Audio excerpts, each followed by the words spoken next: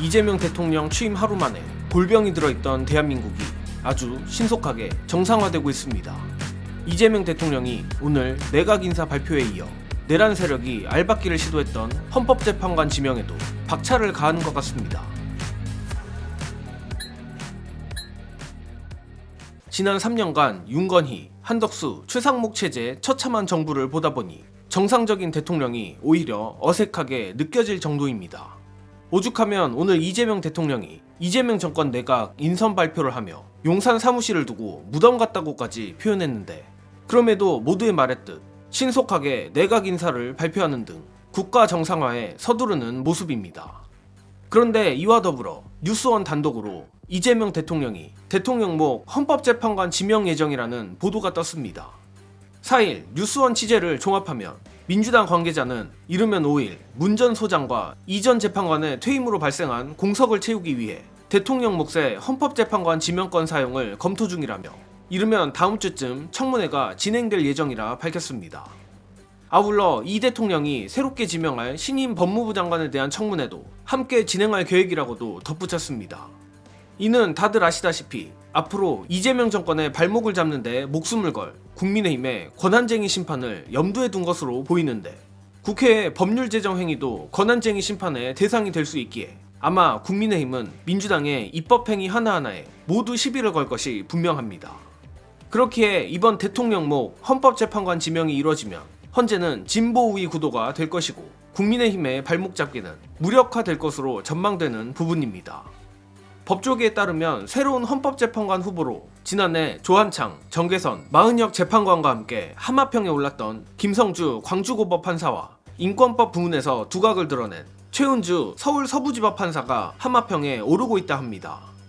참고로 김성주 판사는 사회적 약자를 보호하고 진보적 판결을 많이 내놓는 법관으로 알려져 있는데, 익산 약초노거리 사건 재심 등의 판결이 대표적입니다.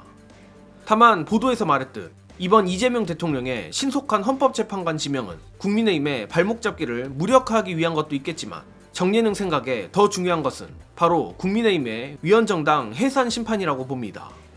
이는 다소 복잡할 수도 있지만 단순화해서 말하면 다음과 같은데, 첫째, 먼저 진보 우위 구도의 헌재를 만들어 내란 특별재판소 설치를 발목 잡으려는 국힘과 법원의 계략을 무력화. 둘째, 내란 특별재판소에서 국민의힘과 윤석열 정부 내각, 법원에까지 있을 것으로 보이는 내란범들의 재판을 공정하게 진행. 셋째, 빼도 박도 못할 그 판결들을 통해 헌재 위헌정당 해산 심판 청구를 하는 것입니다. 일단 언론에서는 헌재 재판관 성향 분류를 정계선 마은혁 진보, 정정미 김영두 중도, 정영식 김복형, 조한창 보수로 분류하고 있지만 냉정하게 말해 김영두 재판관은 보수에 가깝습니다. 다만 좋은 의미든 나쁜 의미든 김영두 재판관은 여론의 동향을 상당히 많이 신경 쓰는 것으로 보이는데, 즉 이번 대통령목 헌법재판관 지명을 통해 진보 4, 중도 1, 그리고 변동의 여지가 있는 보수 1 구도를 만들어 내란 세력의 권한쟁의 심판 또는 헌법 소원을 봉쇄하는 게 가장 중요한 것입니다. 특히 오늘 큰 화제가 된 이재명 대통령 취임 선서의 조희대 대법원장과 너무나도 상반되는 김영두 헌재소장 권한대행의 한박 웃음은 여러 가지를 의미하지 않나 싶습니다. 물론 국민의힘 정당 해산은 빨라도 내년 또는 내후년이 돼야 하지 않을까 싶은데, 어찌됐든 내란 특검으로 국민의힘 인사들이 내란에 얼만큼이나 가담했는지를 밝혀내야 하고, 어떻게 보면 윤석열 탄핵보다도 더 무거운 결정이 국민의힘 해산인 만큼 형사재판 판결도 선행돼야 할 것으로 보이기 때문입니다. 아무튼 이재명 정권이 신속한 대한민국 정상화를 위해 또 내란 세력 박멸을 위해 애를 쓰고 있다는 게 취임 첫날인 오늘부터 절실히 느껴지는 부분입니다. 그리고 이번 헌법재판관 지명 보도와는 상관없지만 이재명 대통령의 취임 선서나 합참의장의 군 통수권 이양 보고 등을 보니 가슴이 뭉클할 지경인데, 흥미롭게도 이재명 대통령의 이 모든 행보 하나하나에는 단순히 나라의 정상화뿐 아니라 헌법의 가치까지 담겨있다고 합니다. 끝으로 최강욱 전 의원이 명쾌하게 설명하는 이재명 대통령의 첫날 행보 의미 안내드리며 이번 소식은 여기서 마칩니다. 시청해주신 여러분 감사합니다.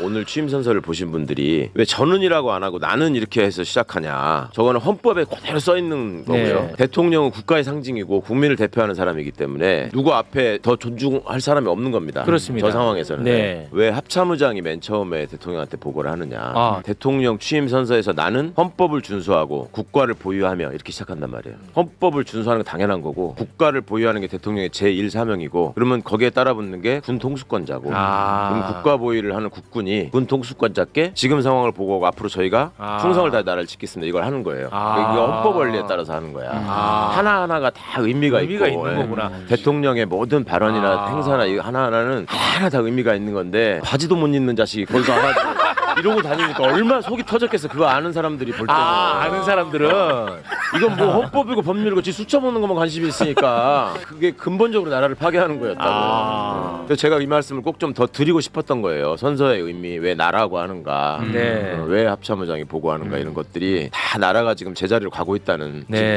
증거입니다.